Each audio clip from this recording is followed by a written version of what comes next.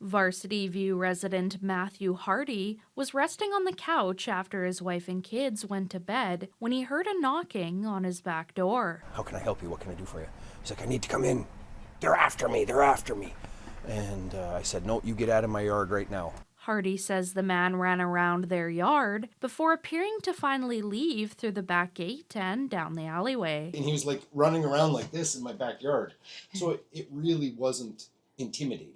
After waking up his wife to let her know what was happening, they called the police. But as officers were on their way, they heard a loud boom echoing from the roof. They had the flashlights and they searched up on the roof and they didn't see anybody, and they kind of searched around the yard and there was nobody, so they left.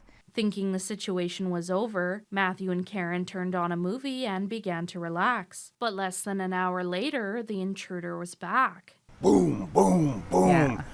The house is shaking, huge impacts, and we get up and I said, he's on our roof, he's trying to get into our house. The man jumped from the deck into the Hardy's roof and used his hands and feet to smash his way through the wood and shingles. Once a hole was big enough, he shimmied his way into the attic. You could hear him in the attic on the ceiling moving around. So I ran to the kids' rooms and stood by the stairs up there, and I phoned the police back. Karen quickly loaded up their 2 children and drove them away from the house. Police arrived back at the home and used a drone to get into the attic and found a man attempting to hide in the insulation. You can kind of see in here, up in the attic, that's where he came out of, the attic access there. The Hardys say their roof has been repaired and they are just glad their kids were not traumatized. As for the suspect, Saskatoon police say a 31-year-old man is now facing charges of break and enter and mischief.